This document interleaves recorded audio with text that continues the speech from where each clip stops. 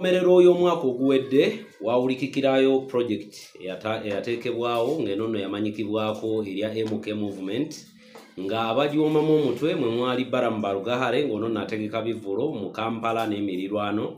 Olwaleero Mwami Yoweri Kaguta Tibuhaburwa avuddeyo n'agamba nti Balamu ne banna abalala tewali kye baagala ku mutabani we okuggyako omukemba bwenjogera omukemba obontegedde Yekolera itonwa nga tetuneeyongerayo okubaako kyobaluka kuba wonatandika obaluka tugenda kumala uza kuba tulaba era byafa balungi nze Yekolera itongwa mwe bali kwekumira ku mukutu weewaawo wetugenda otandikira gye buvuddeko okuva project ya launchingibwa tubadde nga tulaba olutambula olw'enjawulo okutalaaga eggwanga Uganda mambuka mu kibuga wakati n'emirirwano nga abagiwomamu omutwe nkugambye nti Balamu Balugahale y'omukubbo era nga ne gye buvuddeko balaunchinga Radio mu bitundu by'e Kabale ng'era Balamu kwali Mwami Yoweri Kaguta Tibuhaburwa ebigambo byayogedde olwaleero bye tutandikiddeko mu vidiyo eno ogamba biine enjawulo ku bye tubadde tulaba era ebiriwo kakati omwana wazza omusango ku kyalo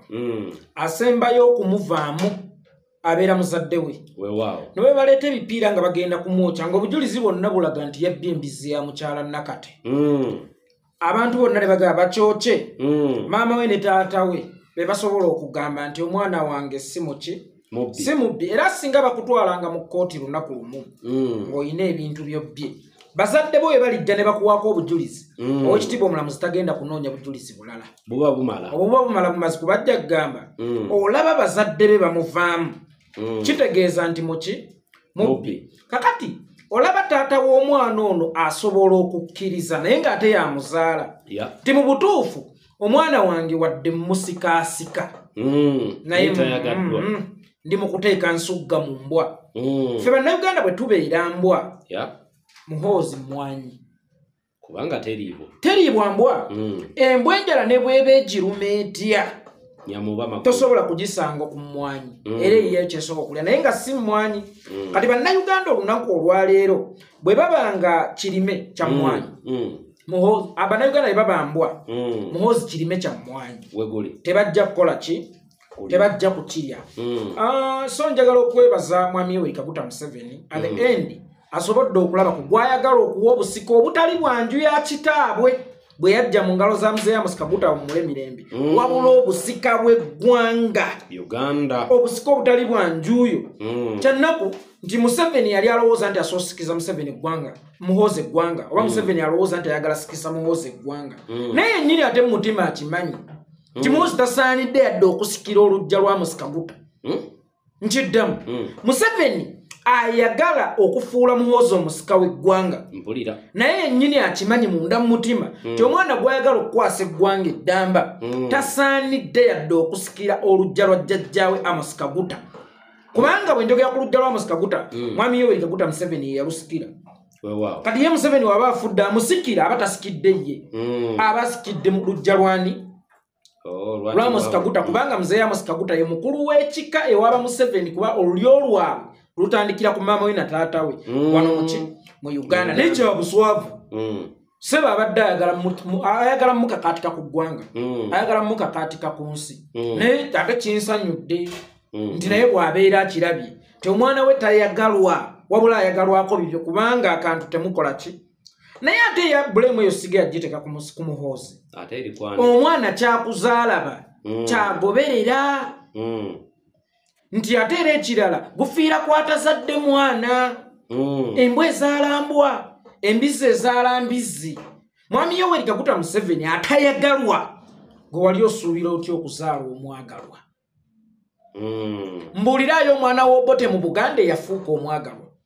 oba mu Uganda tewali mwana w'Obote yafuuka mwagalwa eri Uganda naddala eri Abaganda lwa nsonga taata waabwe yayagalwa nnyo okusooka naye ebintu n'abikola ki n'abyonoona ku ssaawa esembayo kati ne Mwami Yoweri Kaguta Museveni omwana we tasobola kwagalwa kuba kitaawe tayagalwa kuba yayagalwa nnyo okusooka ebintu n'ajja n'abikola ki era Museveni ebiseera ebisinga abeera awo nze waliwo eyankubira essimu babeera eyo ne mu bo mulimu bambega baffe bambega bange kankiyite bwenti abantegezaako nti Nangamba nti Museveni yayogedde ekigambo ffenna ne twekanga.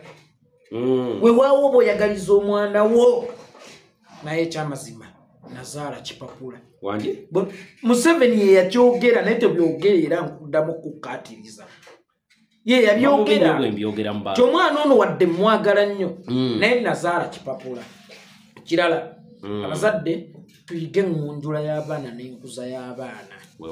Muhoozi tayinza kubeera mu gavumenti nga teriimu kulya nguzi.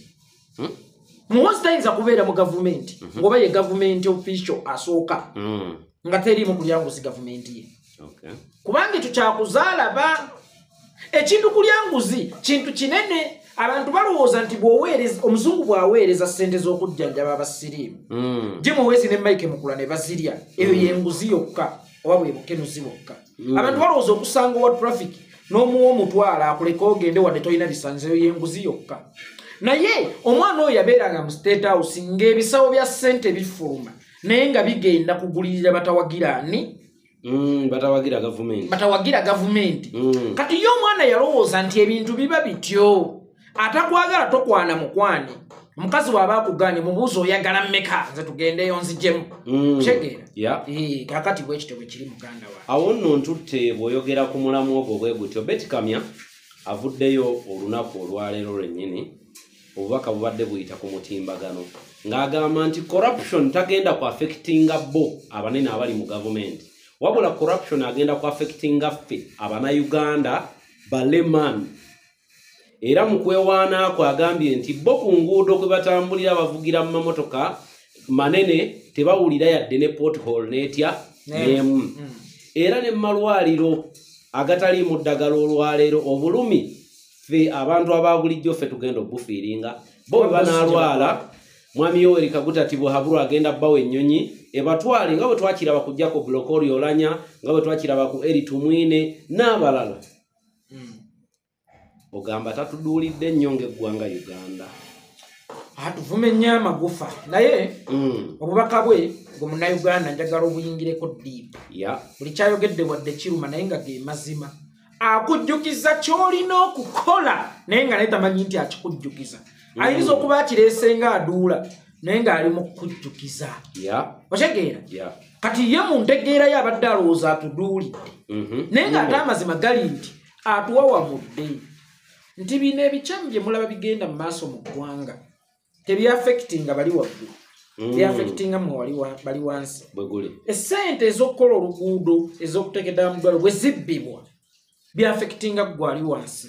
Kati ng'ate abali waggulu batera okukugamba ggwe ali wansi oyogera ki? Otugamba ki? Bunira omanyi politics naye nga decisions ze bakola nga bo bansi b'amatayimu politics zaffectinga ggwe muntu wa wansi. Kyabuvunaanyizibwa gwe wennyini omuntu wa wansi ozukuke okozese statement eyo ng'ogijjemu feelings ng'ogijjemu emotions ogiyingire deep ogiteeke mu reality ogambe nti wadde omuntu anvumye okuwunya akamwa naye sisenya ngule ku Colgate ebyo nze kaŋŋende empumu n'alime wagonda atera nannyuka tuddingane mu vidiyo yaffe eddako mubere bulungi mweraba.